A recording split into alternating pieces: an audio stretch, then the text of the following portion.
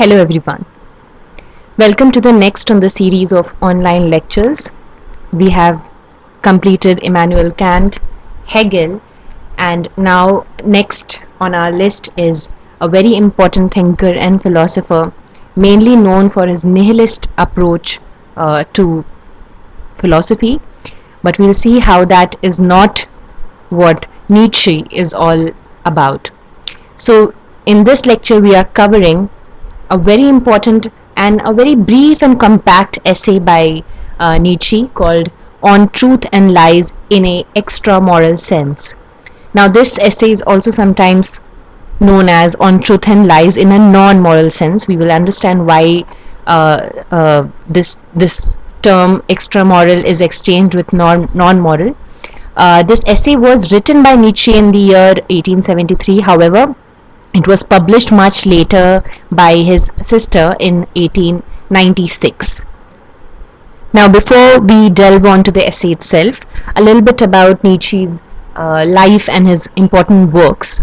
As you can see that he came from a very religious background, but after his father expired, he had been brought up by mainly the female, in presence of the female members of his family, and that has an impact on his writing as well. He has seen how women deal with a lot of social pressure, and that has caused Nietzsche to be a little bit negative and pessimistic in his approach. The term that is generally used for Nietzsche is nihilism, which is the next level of pessimism, if I may say so. But through this essay, you'll understand that it's not.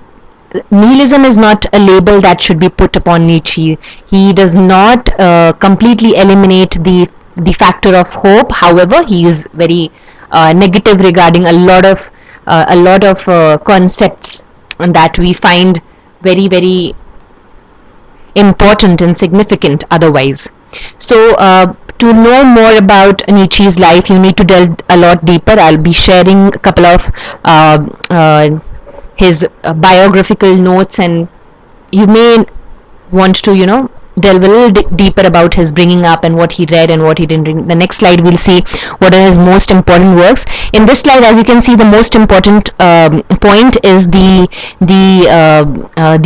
most important work by Nietzsche is The Birth of Tragedy Out of the Spirit of Music.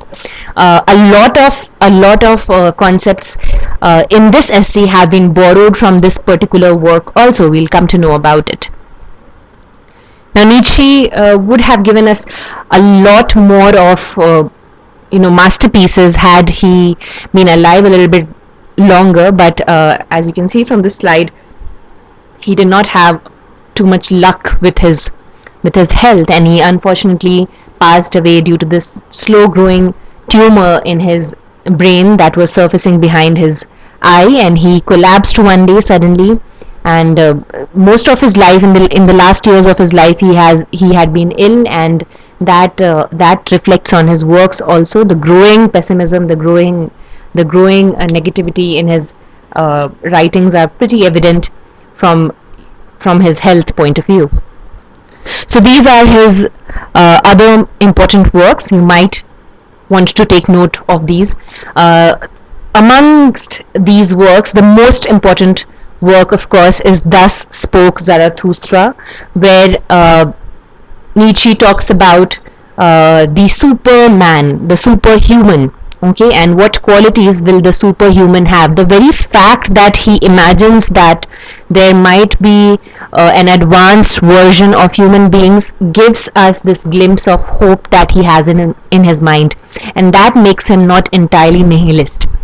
And in this essay also you'll see that what are the things that the human beings can inculcate in themselves to reach this higher power. Okay, and that is what this whole essay is about, and to shatter the images of truth and lies that we have built about ourselves because of the societal the pressure, and because of the evolutionary measures that we have taken as human beings because of our survival. Okay, so those illusions of truth should be broken down. That is what this essay is about. as I already told you, that this particular essay was written in 1873, which was the year when Nietzsche was writing a lot of important works. In those 20 years, in those 15-20 years, he was really productive, and but it was this essay was published much later when he became when he was already suffering from dementia, and this was published by his very lovable sister, Elizabeth. So this, what is this essay about basically? Now, how many of you would read these philosophical work once you get into any essay and think that why are we talking about all these things? Like, is it important? Does this solve anything? Does this you know enrich art in any form? Why are we even studying philosophy? At some point you might have that question in your mind, that why is philosophy even important? Why does this overthinking about little things even important? And that is what this essay is about.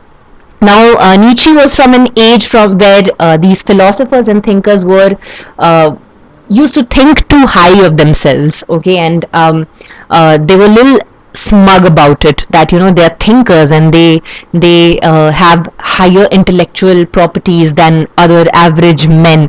And this essay was kind of a dig at those people, at thinkers and philosophers, and even people who claim to be knowing a lot about science, like Darwin and such people, okay, and travelers and people who used to think more of themselves just because they have read a lot, they have thought a lot, and they have written a few essays and criticized other people. So this essay is kind of this criticism of philosophy itself, and that is ironic because this is today known as one of the most important essays of philosophy itself.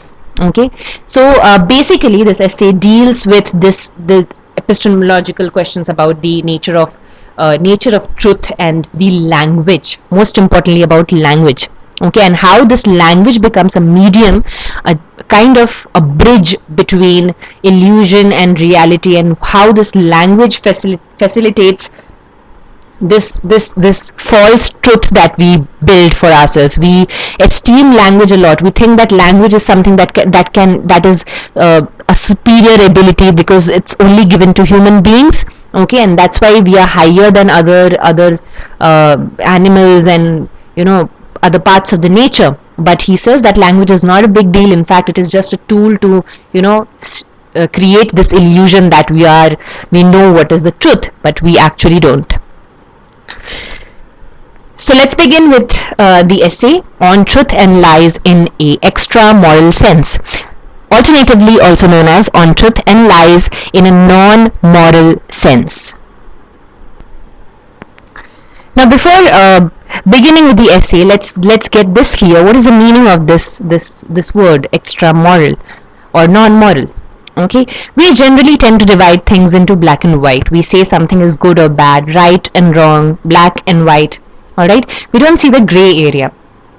So there are certain things, certain activities, certain events that make us believe in the gray area, and those activities, those events, those things are known as extra moral. They are not moral or immoral, they are non-moral, or they don't fall into this category of morality. Okay, so there are certain, we know that lying is bad and saying truth is good, all right, but when a child is when a child is crying for another ice cream and it's bad for him, then we say that the ice cream shop is closed, and that's a lie, and it falls into that category. It's the extra moral kind of lying. It's not bad. Alright, so Nietzsche here is talking about these kinds of truths and lies that form the society. On what basis do we justify, on what basis do we categorize these truths and lies as moral, immoral, extra moral? Okay, and is it wrong? How wrong it is, or what is right? Okay, so this is what is discussed in this essay. So Nietzsche begins with this kind of a storytelling format, talking about the birth of the evolution of mankind and the birth of a planet where human beings would be, the Big Bang theory and everything. Okay, in a very you can say in a very smug way, he's elevating this whole aura of human beings that we have created. Okay, that human beings are so great. So he says that, you know, our intellect is over glorified, that, you know, uh, the fact that we have intelligence, this fact is over glorified. It's not that big a deal. So what he says is that cognition or consciousness or intelligence, same thing, uh, at some point in the evolution it emerged in the human beings. Okay, now this, you might say that, you know, every animal possesses some kind of intelligence or something like that, but he's not talking about that animalistic intelligence, he's talking about the human intelligence. Okay, so he says that, you know, it emerged at some point in the evolution, and it will also end at some point. Okay, it wasn't forever, and it is not going to be forever. Okay, and he makes fun of the world history as we see it, or the understanding of evolution, taking a dig at Darwin. And he says that, you know, this found intellect, the intellect that we found during our evolution, we take so much pride in it, that, you know, this is something, this intellect inside us is something that, you know, separates us from the entire animal kingdom, that, you know, we are superior ones because, you know, we have intelligence, we can build all these buildings and cars and vehicles, and we can think about stuff, we can think about life after death, and we can think about other issues which generally animals, of course, animals cannot think about such stuff, they only think about their survival. All right, and it is because of this intellect that we take pride in ourselves, and we say that we are solemn. Okay, solemn means we are spiritually more elevated than other beings on this earth. And he says that, Nietzsche says that, you know, this is not just a normal man without you know, a layman who thinks like this. Even the most brightest, most brilliant philosophers and thinkers and scientists, they make all this thing, all of the universe, about human beings. Okay, we'll see later on how Nietzsche says that, you know, all these sun signs and astrology and everything, that, you know, the Saturn is in this house and the Venus is in that house, and this is impacting our lives and everything. How this is ridiculous, because we are taking such a normal thing like the movement of planets, and making it about human beings. That is so self-obsessed and narcissistic.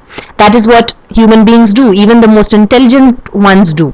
Okay, now he does not deny saying that we are intelligent or that we possess intellect, but what he says that this consciousness, this intelligence that we have, is kind of a survival tool. Okay, because this is what has separated us from other animals. Okay, we don't have other qualities like other animals, we don't have horns, or we don't camouflage in nature, we don't have sharp teeth or heavy fur or anything that can make us survive. Okay, this is the only thing that can make us survive, this is the intelligence. But it's not the way that you think. It's not like we have gotten intelligence and that's why we can hide, and we can, you know, we can kill other animals or things like that. No, this intelligence is not something, it's not something that is good, or it's good for our survival, of course, but it is not something that is in any way higher than other animals, or, you know, other plants or anybody. We'll see how this works. So he talks about the dream image.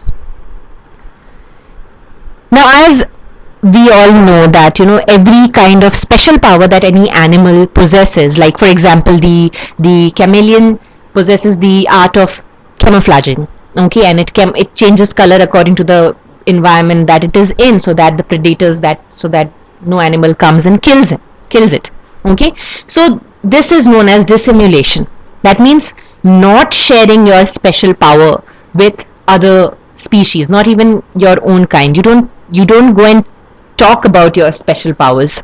Okay, because then you are at a higher risk of being eaten alive by other species, by other animals. Okay, so intellect is our special tool, it's our survival tool. Okay, and we cannot we cannot, go out and every time say that, we possess this knowledge of other things. And that's why our technique of dissimulation, of hiding this, is deception. Okay, deception means everything from lying, talking about somebody behind his back.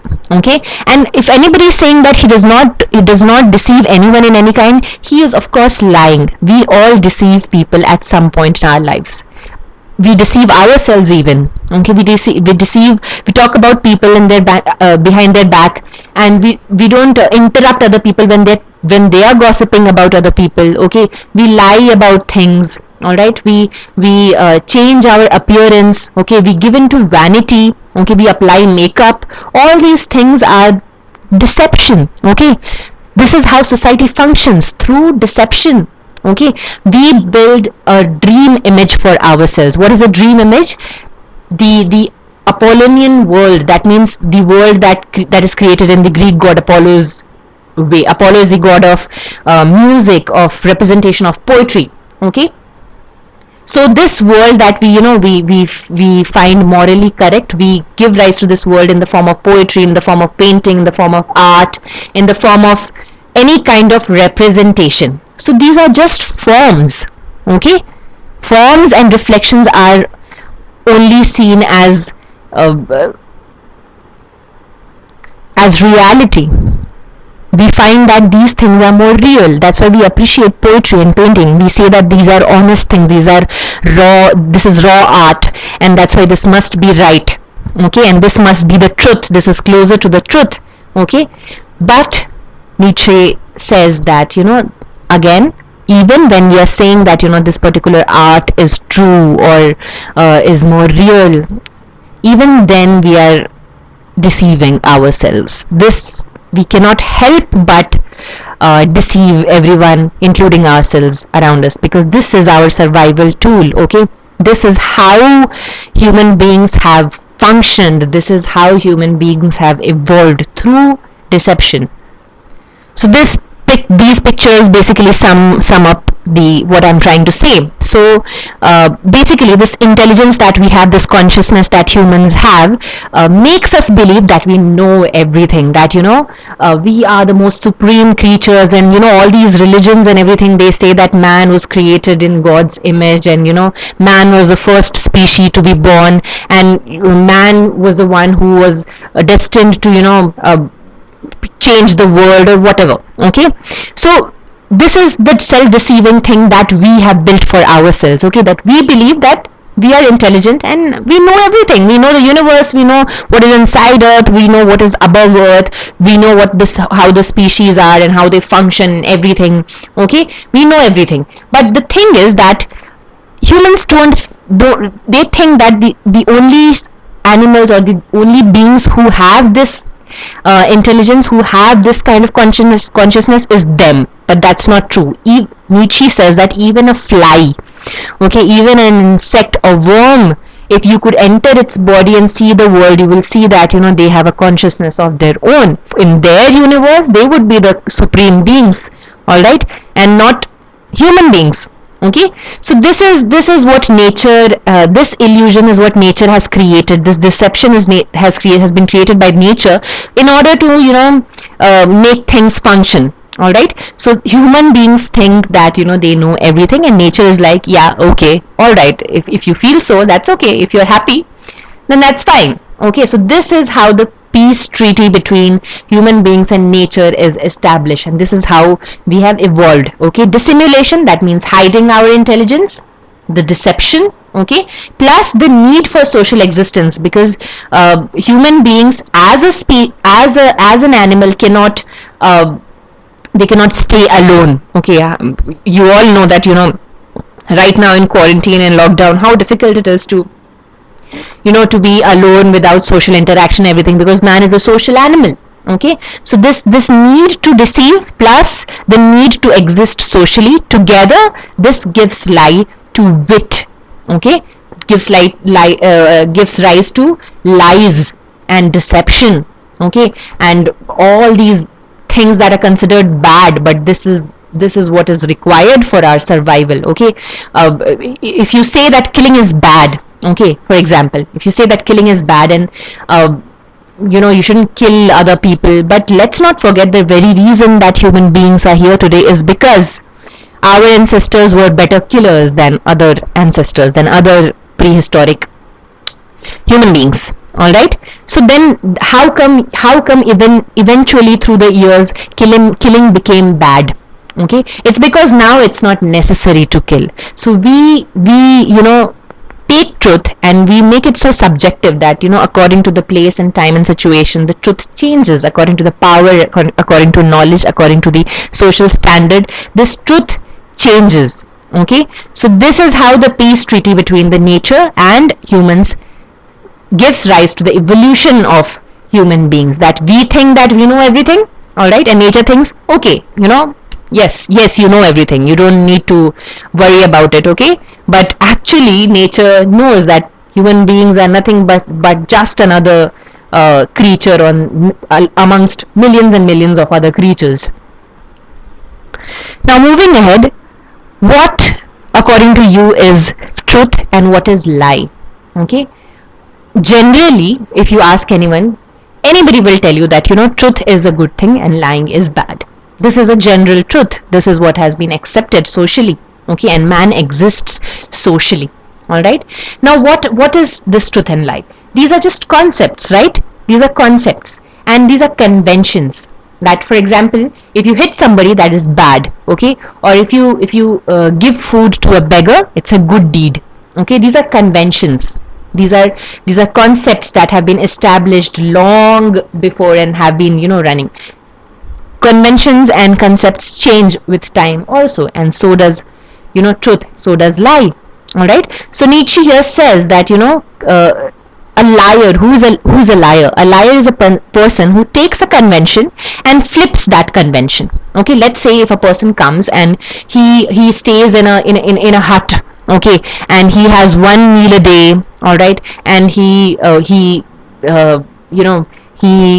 is not able to feed his children three proper meals a day. All right, and he comes and he says that I am rich. All right, so of course you'll call him a liar. Why? Because his conditions say otherwise. He has flipped the convention. Okay, but do you think that that is entirely wrong? There might be a person who is his neighbor who does not even have one meal a day. Okay, who does not even get to eat once in 3 days. Okay, and he is malnutrition, he is dying of poverty and hunger. According to that, this man would be rich. Am I right? So where is the standard, where is the line that has to be drawn between the truth and lie? Okay, so what Nietzsche says, that the necessity, and because lying is also important, then this person, because he is poor, and if he says that he is rich, you might ignore it. Okay, or you might even say that he's a liar and he's a bad person. All right, but on everyday basis, powerful ministers and police officers and even government officials, and even us, me and you, we lie and we just get away with it. Okay, because at some points lying is inevitable. You need to lie to survive. All right, so that's this commonness and this necessity of lying makes it non-moral. As I told you, non-moral means something that which does not fall into the category of moral or immoral. Okay, non-moral or extramoral actions or events are those areas of interest where moral categories cannot be applied. They lie outside that category. Okay, so now when does this lying become bad? Okay, so this lying becomes bad when it hurts the society in some way. It's not beneficial for the society in some way or the other. Now this person who says that who lives in a hut and has one meal a day, and he says that I am rich. Okay, and it can be ignored, it's not harmful enough. Okay, so now when this person goes to a court and testifies to it, and because of this there is some kind of person who gets who is put into jail because of his statement that he is rich, then that becomes a bad thing. Okay, it harms the society in some manner. Okay, so basically what Nietzsche is trying to say that lying itself is not bad. Okay, lying itself is not should not be considered as bad, because society is very selfish. Okay, and it does not see deception as, as a tautological, as a logical thing that it's bad. Okay, it sees the effects of this cause. Okay, it sees that, whether it's gaining from it or it is losing from it, and according to that it declares whether deception is good or bad. So it's not what, if you read the quote that Nietzsche has used, he says that it's not the lie itself, the deception itself, that is bad, but it's the consequence of the lie or the consequence of truth that makes something good or bad. So very, in a very simple manner, this is the flow chart that you can see, that what is good and what is bad according to society. The truth, which will have good consequences, beneficial consequences, is a good truth. Okay, but the truth which will have bad consequences is a bad thing. Okay, you all would have seen this, that if you go to a friend, you love that friend, and you tell that person that you should quit smoking, it's bad for your health. Okay, it's not good for your health, and which is a good thing, and if you're speaking the truth, and you're saying that if you don't quit smoking, perhaps you will fail in your grades, and this will become an addiction for your lifetime. Okay, and this is the truth. All right, but not everybody wants to hear the truth. All right, and it will immediately turn into a bad thing. Okay, several factors will come into being, that the way of speaking and all those things, but basically the simplest of the things is that society functions on the basis of benefits. All right, similarly for the lies also, if the lies are beneficial for the society, they're harmless lies, they're white lies, they're good lies. Okay, but if the consequences are not beneficial to the society, it's a bad lie. Now, coming to the most important part of the essay, Nietzsche talks about language, and language as a medium of deception that is used. Okay, now he asks these questions to you, that do you think language is a product of knowledge? It's because we are so knowledgeable that we have invented language. Does it contain truth? Okay, is it adequate? Is it successful in expressing all our realities? All these questions are asked by Nietzsche, and you should think about it, you should think over it. Do you think language is, because ironically Nietzsche is using language to explain all these things, so of course language must hold some truth to make us understand the deeper realities of life. Okay, but then he says that that's not true, language is the medium of deception. Let's see why. Okay, he says that it is only by means of forgetfulness that man can ever reach the point of fancying himself to possess a truth of the grade just indicated. Okay, now this word forgetfulness is the most important word here. Okay, now I gave you an example of the survival tendency and the killing done by the ancestors, and how killing is rendered a bad thing, a criminal offense today. Okay, so why do you think it's considered a criminal offense today? It's because of our forgetfulness, the forgetfulness of the rhetoric of the history of language. Okay, that we have forgotten that killing was something that was necessary for survival. Okay, so when we are in a present moment right now, we tend to forget all the dark realities of the past. We forget that, and then we constitute the good parts to make a decision for our present right now. So this is what Nietzsche is trying to say, is this forgetfulness is a self-deception that we allow to ourselves, and language is a medium, is a very big medium to help in that, facilitate this deception. Okay, so as you can see, language gives rise to forgetfulness. Okay, and this creates the illusion of truth. We think that what we are thinking right now is the truth. Okay, but it's not, it's only the forgetfulness that is in action, that is in play. So how does language create this kind of illusion, this kind of deception? So he continues and he says that what is a word? Word is nothing but a concept. Okay, any word is a concept. All right, and it begins as the sound of the nerve impulse. All right, the nerve impulse. First thing, first reaction to anything is a nerve impulse. Okay, you look at a lion, you get scared. Okay, before forming the word lion or forming the word scared, okay, the nerve impulse is there. When you touch ice, you feel cold. Even before we have formed the word cold, that has come much later in the history. Okay, but then when this becomes a common phenomenon, when this nerve impulse is a common thing that we experience in our environment, we try to give it a sound, and that is how a word is formed, and that is how a concept is formed. Alright, now to explain this concept, to propagate this concept, what language does is that it creates this inference outside the body. It creates an illusion. Okay, and these illusions are nothing but metaphors.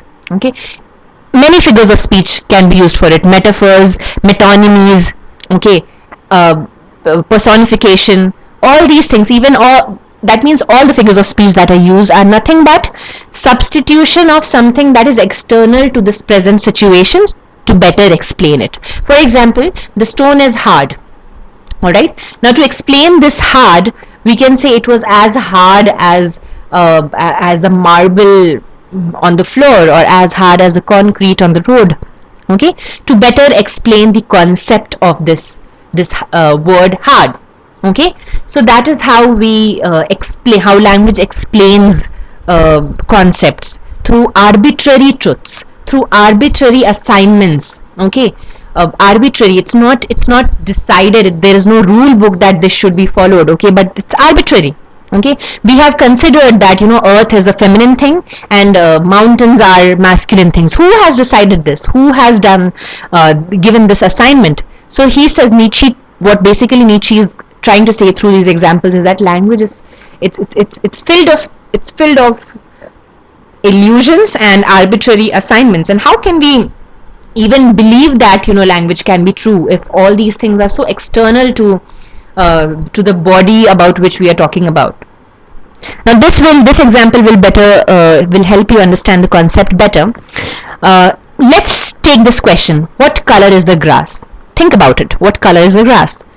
Now you are an average adult, and an average adult will answer this question very simply, that, you know, it's green. What's so difficult to answer about it? It's green. Grass is green. Okay, maybe a scientist will come up, you know, a person who has studied botany will come up and, you know, say that, you know, it depends, the color of the grass depends on which, you know, category of grass, which species of grass are we talking about, which area, geographical area are we talking about. Okay, so he will further classify it. Okay, but if you could ask a toddler, okay, who has not learned how to speak or even mutter words, what color is the grass, if there was some way to communicate with this toddler, then perhaps he will tell you that there are infinite number of colors of the grass. All right, every blade of the grass, every leaf of the grass is different. It has different colors, different shades, different shapes. Okay, there are pigmentations, different patterns of pigmentations. How can you give a uniform word for the colors that are present in this grass? Just one word, green. How can you do that? Okay, so that is what intelligence does to us. Okay, before the consciousness that we form in our brains, we are just like any other animal in the world, and it makes us one with the nature, and we do not assign arbitrary concepts and then stick to it. Okay, so basically what our consciousness does is that there is one original concept, okay, and then we form a word for it by the first we experience the nerve impulse, and then we give a sound, and then a word is formed. Okay, and after that we take that word and we make it a metaphor for similar concepts. That is what the forgetfulness of language is. Okay, because we drop the individualities, we skip any kind of peculiarity that is there in, that are there in the nature. For example, we take like in the last example, the concept of a leaf. Okay, we have assigned a word leaf for it, and every other kind of leaf becomes leaf. Okay, a scientist may come and say that no, this leaf is from a peepal tree, and this leaf is from a banana tree. That's it. Okay, but let's not forget, even In the same body, in the same plant, even in one same peepal tree, not every leaf will be identical. It will have its own individuality. It will have its own peculiarity. But we forget those peculiarities, we forget those individualities and differences, and we assign this same concept of leaf or peepal leaf, and we say that, it's a leaf. All right.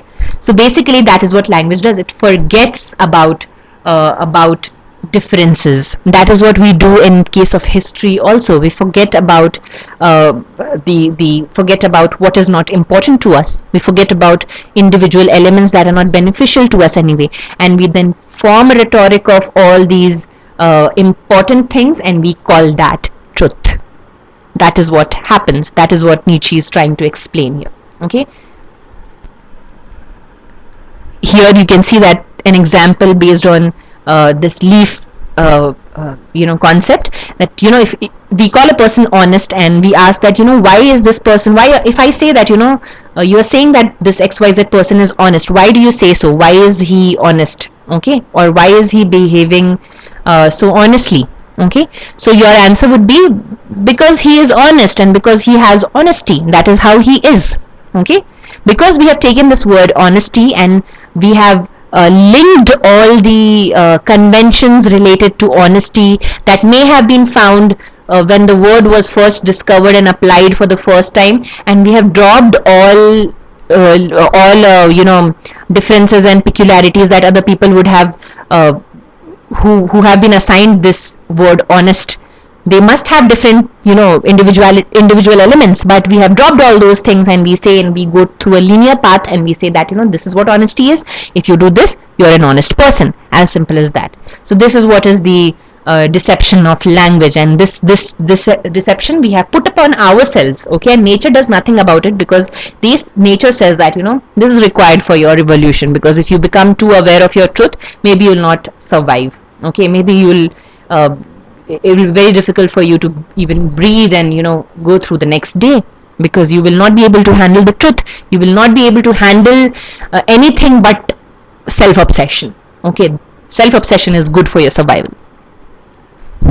So the sum of all these explanations is that what is truth according to us? It's a movable host of metaphors. This is what Nietzsche says. It's a movable host of metaphors, metonymies and anthropomorphisms. Okay, metaphors, you all know what is metaphor. Metonymy is substituting one word for something else, and anthropomorphism is giving human-like qualities to inanimate objects, just like personification, a little bit different. You can search about it. Okay, so basically substituting one concept to another concept. This is how truth is propagated. All right, through the history we have propagated one concept to another and moved along by dropping peculiarities, by forgetting individual elements, okay, and we have moved forward like that rhetorically. All right, a sum of human relations which have been poetically and rhetorically intensified, transferred, embellished, that is decorated, and which after a long usage seem to people to be fixed, canonical and binding. Because it has been repeated so many times, these things that we call truth, they were just conventions, they were just things, just perceptions that have been repeated a lot of times, and because they have been repeated so many times, because they have been said so many times, they became truth. All right, you all know that if a person, if you go to a person and you tell that person is a very confident person, and you go and tell that person that you're a loser, all right, and that you can't do a thing in your life, and you repeat that thing every day, there will be a point of time that person will become super negative in his life and will actually become a loser. All right, will actually become underconfident and dark and depressed, okay, because that is what this what do you say, repetition of norms does to people, and that is why nature says that deception is good for you. All right, so this illusion is good for us. So Nietzsche, he tries to explain why and how humankind has developed our own senses of truth in the same vein as lies. Just like truth, we have also invented lies. Okay, what is the process of inventing truth? We take a stimuli, a nerve reaction, and we create an image metaphor to it. Then we give it a sound. Okay, this creates a language, a word. All right, and then the human brain categorizes this word into certain categories, into subsections, according to different concepts that it knows and it does not know. And then what it does is that it forgets about peculiarities, it forgets about things that do not fit into a box, and then turns it into a lie.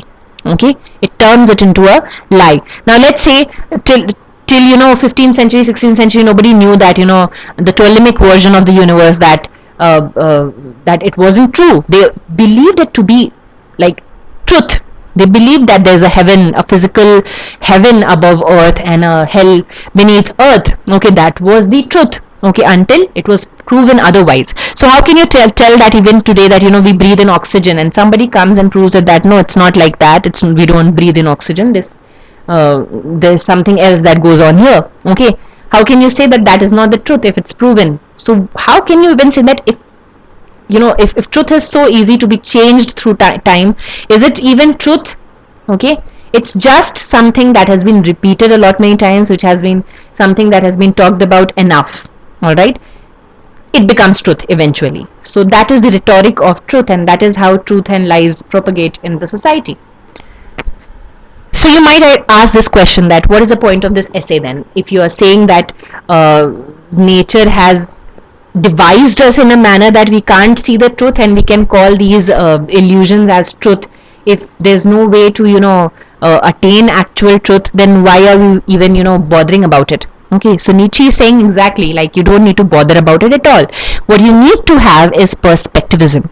Okay, so what he says that you cannot, this is our habit as human beings, that in the beginning of this video I told you that we have this habit of categorizing things as good or bad, as black and white. Okay, so we need to follow that, we need to find that gray area, is what Nietzsche is saying, that we need to have perspective about things. We don't need to categorize things into truth or lie, into wrong or right. So what he says is, everything which distinguishes man from the animals depends upon his ability to volatilize perceptual metaphors in a schema, and thus to dissolve an image into a concept. So it's not the other way around, that it's not like you listen to something and you take that word and then you substitute, you use it as a metaphor for other related concepts. No, you see different related concepts and then you dissolve it into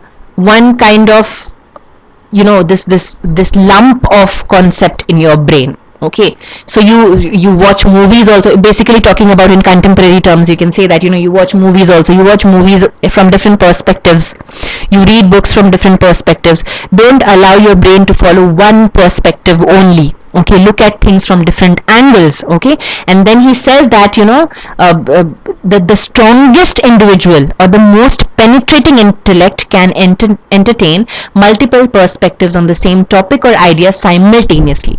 This is even true when those perspectives are contradictory. Okay, very, very important thing that Nietzsche says. He says that the most important, the person who is the most closest to the actual truth, he does not use the term truth. We cannot attain truth. That is what he says.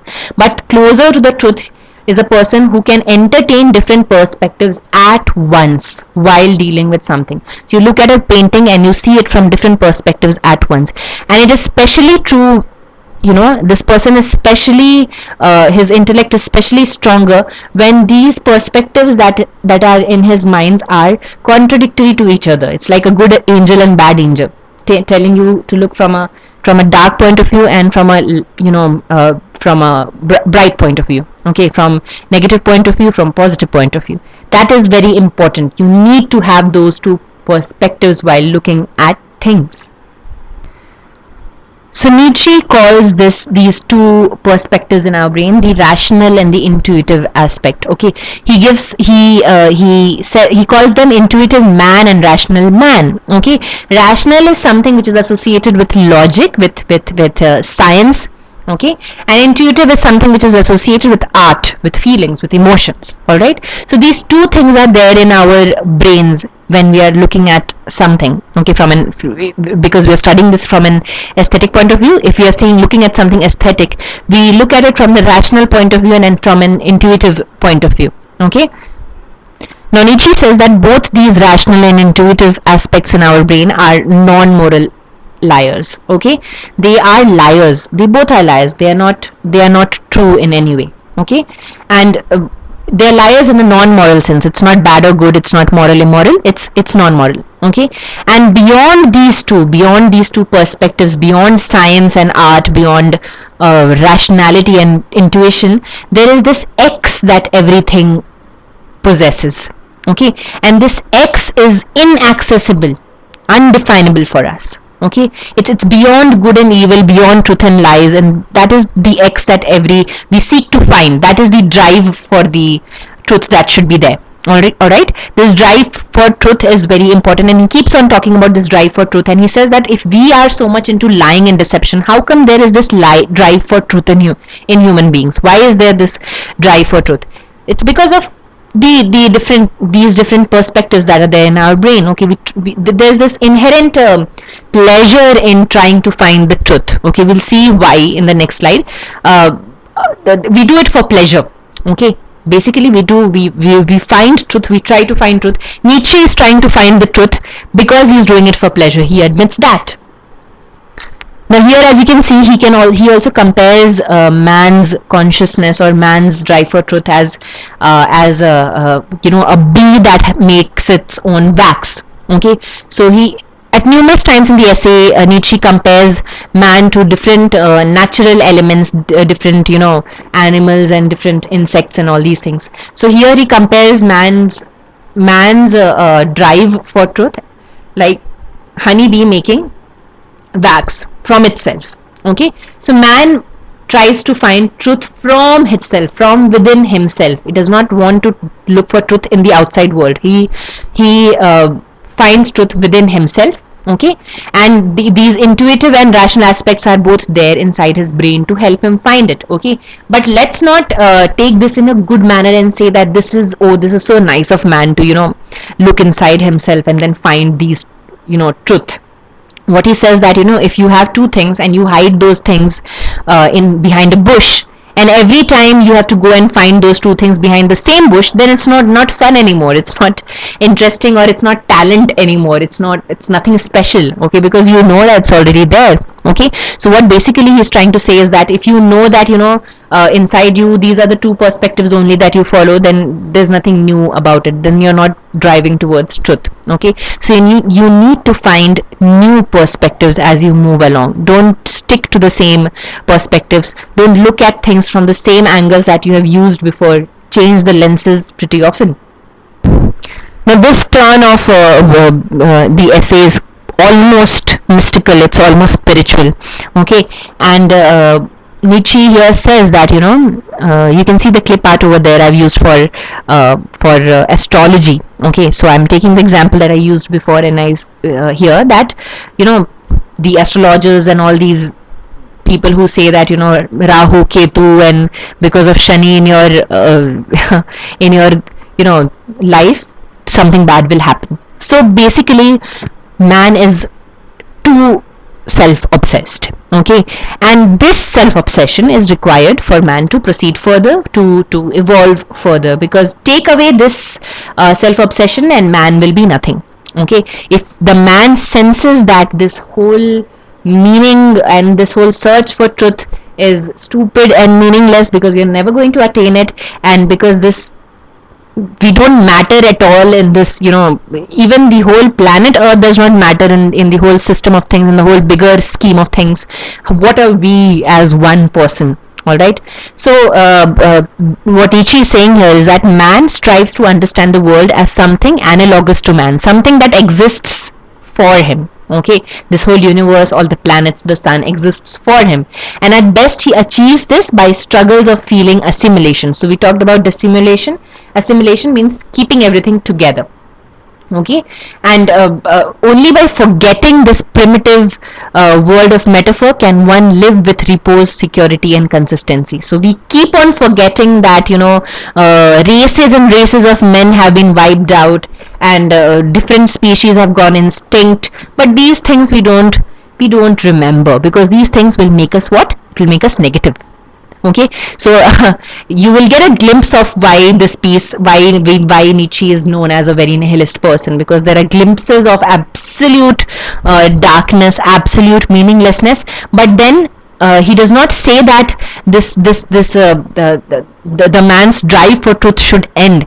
He says that this drive for truth, this deception, is what keeps us going, so let it be so. Okay, just know that this is not true. Okay, so again he talks about forgetfulness, that in the world history also we keep on forgetting things that are not important and that are negative to us. Our rational part of the brain tells us to, sorry, our intuitive part of the brain tells us to remain positive, while the rational part of the brain says that, this is history and this is just fact. Okay, don't need to worry about it, these are just facts. So you can imagine this rational aspect and intuitive aspects has two characters, where the rational is a person who has no expression and keeps a straight face and gives you only logical answers. Okay, would you want to live with a person like that always? No, of course not. Okay, you so not all rationality is not always what we want. We cannot survive, humans cannot survive and evolve just on rationality, just on science. We need myths, we need faith, we need art. Okay, so that is what Nietzsche will talk about in the next part. Okay, so he's not totally nihilistic, he's not totally negative, we'll see that. Now, this is something very deep, that very profound, that Nietzsche says that, what is truth? If in a single line we would have to define the truth, the social truth for human beings, then truth is just a correlation of meanings. It's an eternally repeated dream. Okay, that would be felt and judged entirely as reality. Okay, now if there's a dream that occurs every day, okay, since you've known, every day the same dream over and over again, you will have to believe somewhere that this has some truth in it. Okay, you will have to believe that because it's repeated so many times. So that is what Nietzsche says, that truth is nothing but repetition of this dream image that we have. Okay, and the laws of nature, what are the laws of nature? Okay, and we don't know, actually we don't, humans can't know that in reality what are the laws of nature, but we only judge its causes, which we only judge its effects. Okay, and its relation and its impact and consequences on us, and according to that we form concepts. Okay, for example, we say that it's summer solstice or it's equinox, or this is the time for sunset and this is the time for sunrise. Okay, do you think the sun rises for us at 5 o'clock? No, it's not for us, it just rises. It does not even rise at 5 o'clock actually. Okay, this constraint of time is this concept of time has been invented by us for our convenience, to understand that, to understand what is time, because without time we kind of were clueless about the day and everything. So this new concept was formed. Space, the concept of space. Okay, everything was, the mountains don't exist for us, but we measure it that, Mount Everest is 8,000 meters tall or whatever. Okay, so these constraints of space and time, and the consequences, the causality of things, these are the concepts that are formed by us for our convenience. These are not laws of nature in any way. Okay, so our truths are formed through the series of related concepts, related meanings. Okay, for example, when I say that, this person is a narcissistic person. Okay, for me, when I say this sentence, I mean that this person is only thinks about himself. Okay,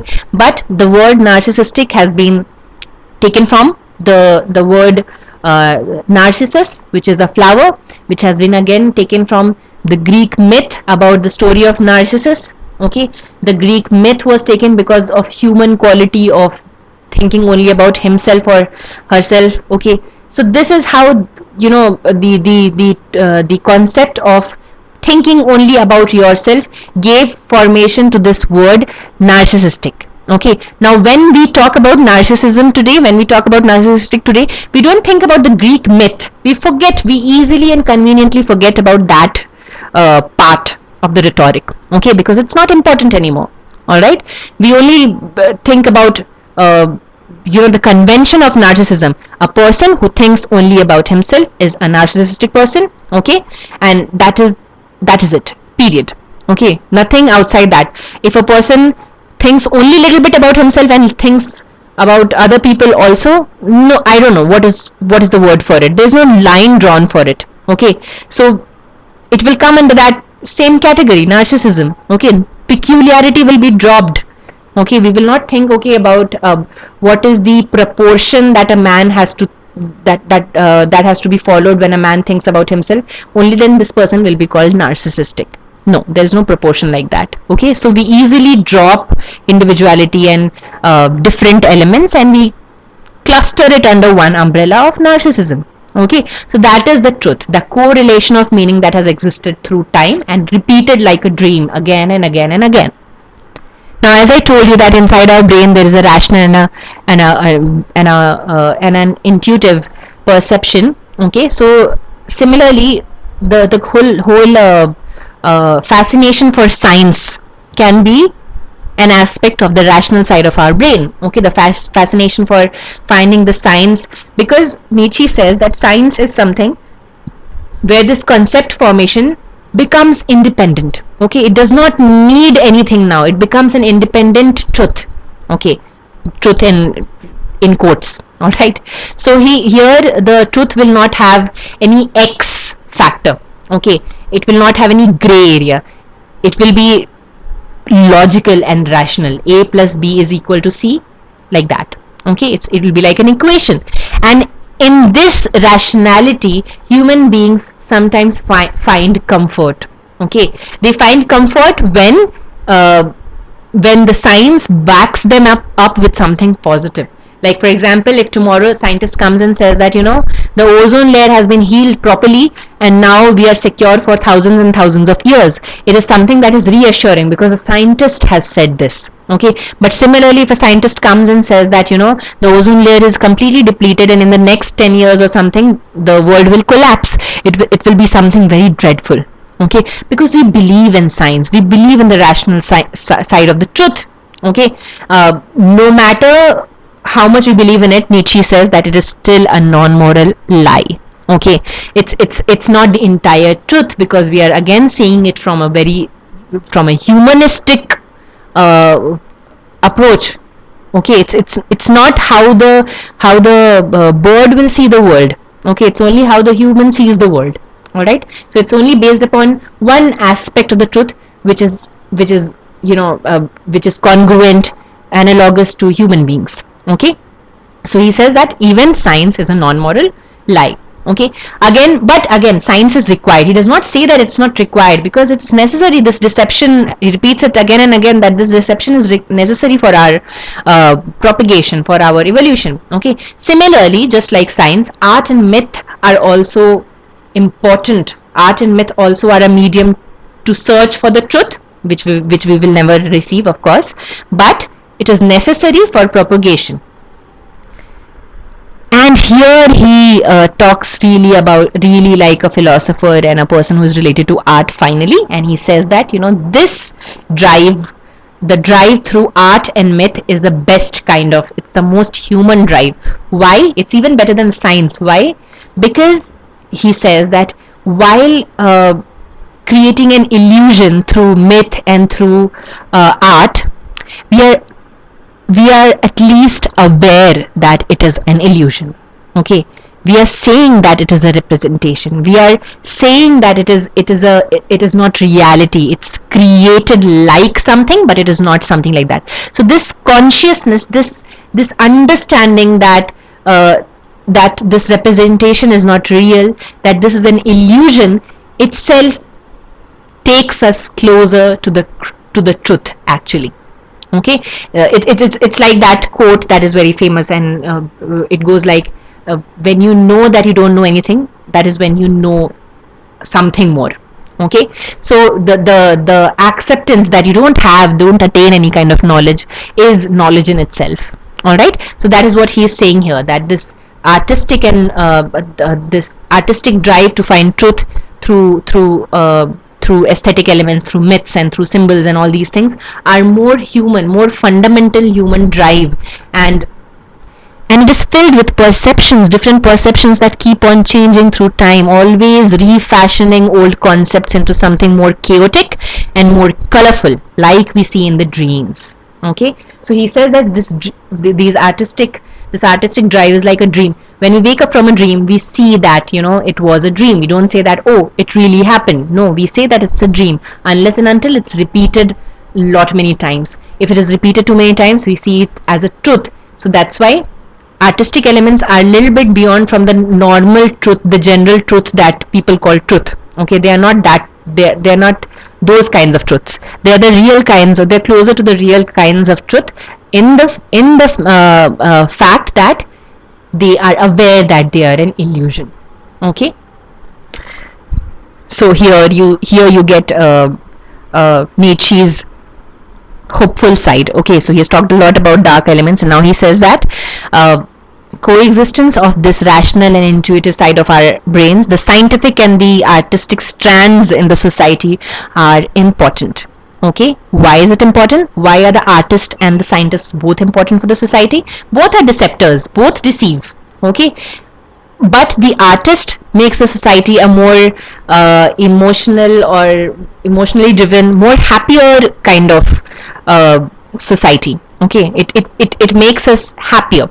Okay, happier in the way that we are more in touch with our human side. Okay, with our emotions and everything, and they're more volatile. Okay, immediately while looking at a painting, you might be sad, and then when somebody talks to you in reads you out a nice poetry, happy poetry, you can become very happy also.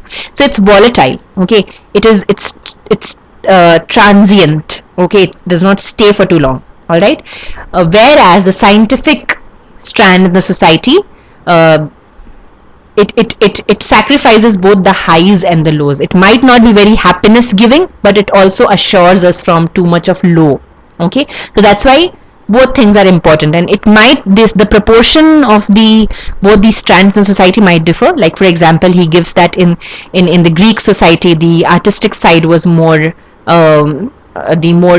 the society was more inclined towards the artistic side than the scientific side. Now, the ultimate point of view that Nietzsche puts across is that the truth drive is both ascetic and eudaimonic. Okay. Now, before delving into it, the meaning for ascetic is severe self-discipline. When you hear about these saints and Mahatmas who give up all the worldly pleasures, they become ascetics. Okay, they give up on the worldly pleasures, and they self-discipline themselves harshly to attain spirituality. Okay, and eudaimonic is it's an adjective that means happiness seeking. Okay, so kind of like two contradictory words here. Okay, so why is the truth drive, the seeking of the truth, ascetic in nature? It's because it's easy for us to lie, because lying is necessary for us. Okay, for everybody lies at some point or the other. Okay, so for our welfare and for our progress in the society, lying and untruth is important, and that's why if you only have to speak truth, or only have to attain truth and look for truth, then it can be very destructive and ascetic. It will require huge amount of self-discipline. Okay, you will have to come across things that you don't like. You will have to deal with the harsh realities of life. Okay, and this can be destructive for your mentality and even for the people around you. All right, so that's why truth drive is ascetic. Okay, it is also eudaimonic. Okay, why it's eudaimonic? That means it seeks happiness. So you can ask this question that if truth drive is both ascetic, it requires harsh punishing yourself with self-discipline and everything, and it also seeks happiness from pleasure. How can these two things exist together? So the answer that Nietzsche gives is that we find pleasure in knowing that we are higher than our contemporaries, we are higher than the people around us, we know more, we possess more knowledge, we are capable of thinking, okay, we are capable of understanding the realm that is not known to everybody. Okay, example, the feelings of power that you have when you read something, when you have knowledge about something. Okay, the pleasure of thinking when about explaining people, like for example, when I'm explaining this whole video to you, I have this feeling of, kind of a feeling of superiority inside me, that I know this and I'm able to disseminate this information to you. Okay, this is the pleasure of thinking, of reading, this is the pleasure of intellectual understanding. Okay, so although for this purpose I'll have to sacrifice a night or two to understand Nietzsche, I will do so, because when I understand the truth, when I understand or read this and explain to you, I experience this eudaimonic pleasure, this happiness of knowing something, able to explain something. So this is what truth drive is. The drive for truth is both aesthetic and eudaimonic. And to end with, Nietzsche says that artistic activities, they are the most closest to truth, because they are both aesthetic and eudaimonic. Okay, they have both the illusion and the truth. Okay, artistic pleasure is the greatest kind of pleasure because it speaks the truth quite generally in the form of lies. Okay, it knows it is lying. The people who are seeing and observing, they also know that it is lying. Okay, when you watch a movie, you suspend your belief, okay, and feel that it is real. You know that it has been directed. When you watch a horror movie, you know that it is directed, that there's no real ghost or something. Okay, but you suspend your belief to understand that, or to feel things. Okay, so that's why this illusion is quite, we are quite conscious of this illusion, and that's why it is higher than other forms of truth seeking.